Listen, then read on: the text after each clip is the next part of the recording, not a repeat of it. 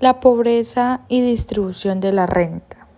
La pobreza es un tema que ha cuestionado a muchos pensadores a través del tiempo, determinando así sus causas y consecuencias. Según libros de la historia colombiana, su origen no es contemporáneo.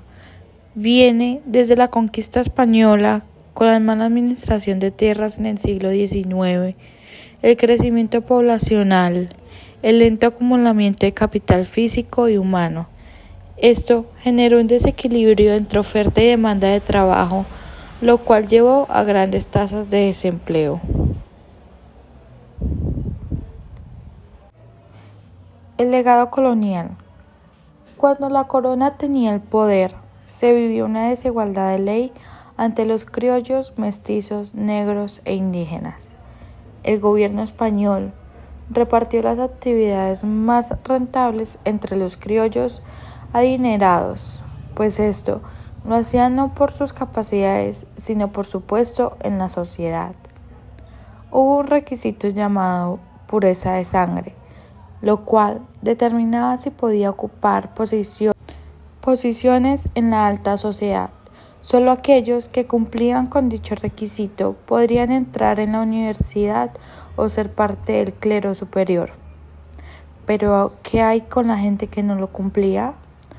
Los negros, mulatos, indígenas fueron rechazados y humillados por ser de sangre diferente.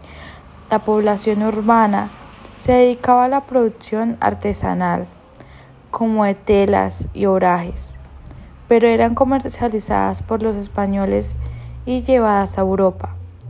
La mayor parte de las ganancias obtenidas eran acribilladas por la corona, dejando así un vacío de pobreza en el pueblo.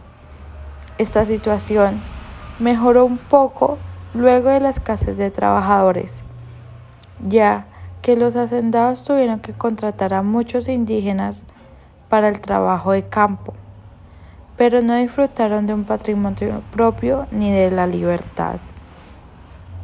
Todas las políticas por parte de la corona estaban diseñadas para extraer todos los beneficios de estas tierras descubiertas, sin tener ningún gasto público.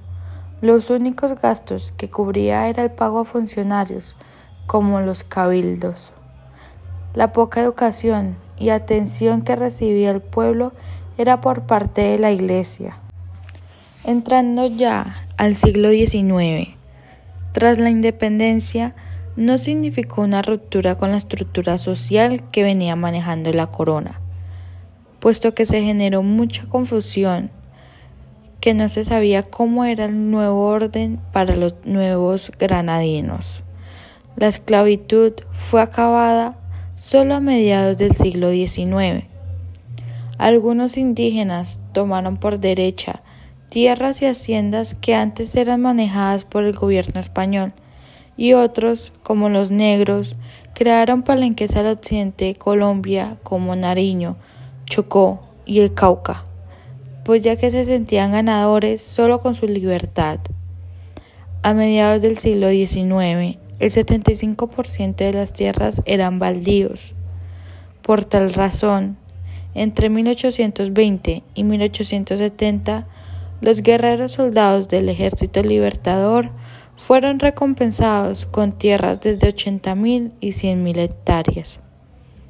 A mediados del siglo XX, los republicanos ya estaban organizados económicamente con la exportación del café, la quinoa y el tabaco. Las primeras haciendas cafeteras se dieron en Cundinamarca, Antioquia, Santander y el Tolima.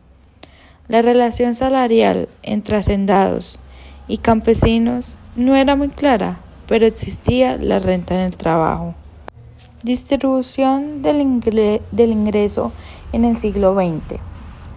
Las reformas constitucionales de 1910 sembraron la paz en el país y el auge de las exportaciones cafeteras permitió su inserción en la economía mundial, dando inicio a su crecimiento moderno. Se construye la infraestructura de carreteras y ferrocarriles, se aprovechan las fuentes de energía y se desarrollan las ciudades. La industrialización se profunda en los años 30, haciendo más claras las variables distributivas de un sistema capitalista que en el siglo anterior. El coeficiente de Gini es una de las principales medidas de la distribución del ingreso o la desigualdad salarial, el cual se expresa en términos porcentuales.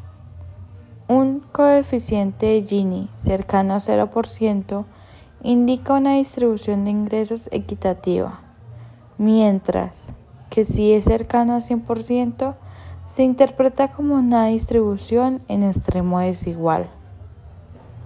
Como se muestra a continuación en la gráfica 1, entre 1938 y 1988, el coeficiente de Gini en Colombia mostró un desarrollo creciente hasta mediados de los años 60, lo cual indica un aumento en la desigualdad del ingreso durante estos 30 años.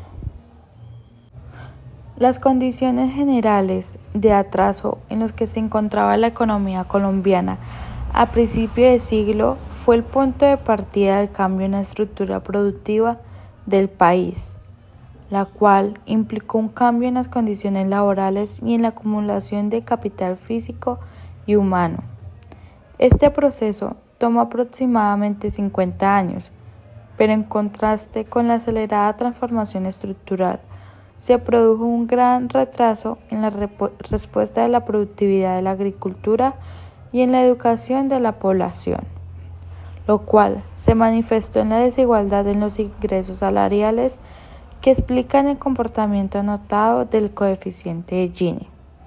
A finales de los años 30, la mayor parte de la población se ubicaba en los campos.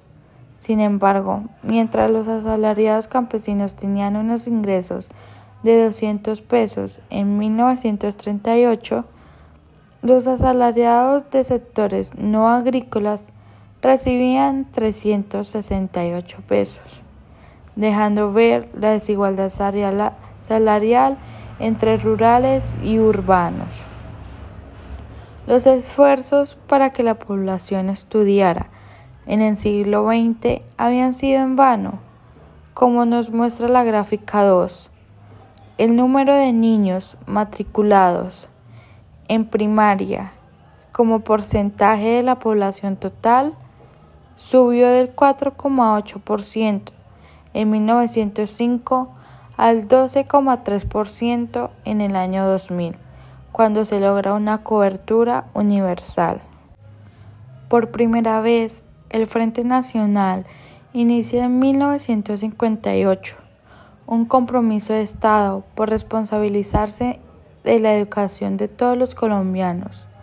El gasto del Ministerio de Educación Nacional, como porcentaje del PIB, fue de cerca del 5% en promedio en 1912 y 1960, año a partir del cual tiene un importante crecimiento hasta 1984, en el cual cae nuevamente. Lo podemos observar en la siguiente gráfica. Algunas de las características de la evolución de la educación colombiana son las siguientes. Los años promedio de educación de la población urbana se duplicaron desde los años 30 de 4 a 8 años en 2005. El número de alumnos matriculados en secundaria como proporción de la población total también se elevó de menos del 1% en 1905 a más del 8% a finales del siglo XX. Respecto a la educación secundaria, la participación de los establecimientos oficiales en la matrícula total aumentó, pasando del 30% en los años 30 a casi el 70% en los años 2000. Se dio un sistema de educación pública para las familias de bajos ingresos. En Colombia, una persona tiene la mitad de posibilidades de avanzar por encima del nivel educativo de sus padres que una persona nacida en los Estados Unidos.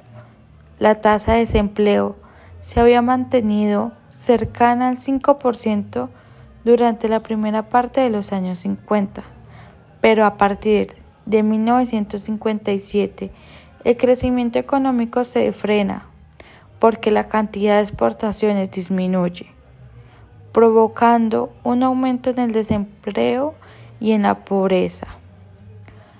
A partir de 1968, el desempleo cae de nuevo hasta principios de los años 80, cuando la crisis de la deuda latinoamericana produce una nueva caída en el ritmo de crecimiento económico, con su consecuente reducción en la demanda por mano de obra.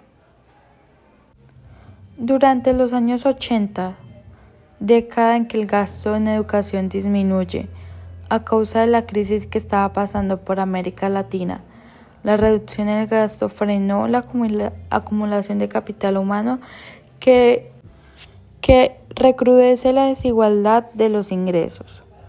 Por otro lado, la apertura del mercado internacional, las reformas estructurales de principios de los 90 incluyeron la liberación del mercado laboral, lo que significó un cambio en su estructura.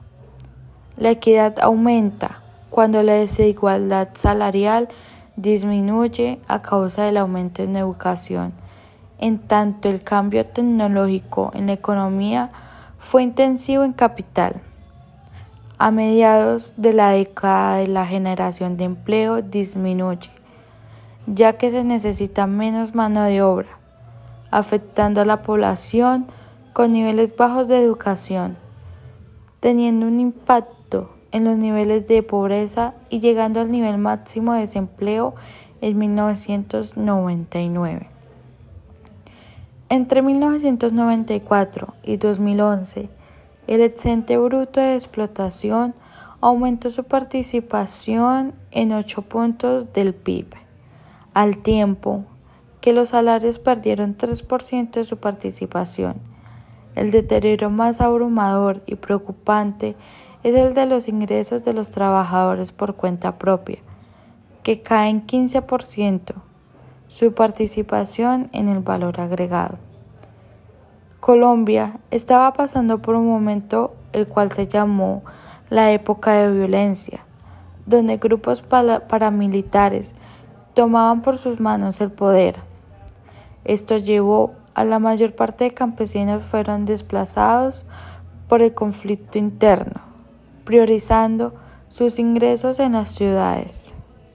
En el año 2002, hubo una reforma laboral aprobada que redujo el monto de las horas extras, redujo el pago por festivos y prolongó la jornada diurna, impidiendo el pago de salarios más altos. De esta manera, la flexibilización de los contratos de trabajo y la reducción de los costos tanto de contratación como de despido afectaron negativamente la distribución de la renta constituida por salarios. Con esta nueva reforma, querían acabar con el sector informal y limitar el contrabando por la apertura, a costa de los llamados sanandresitos.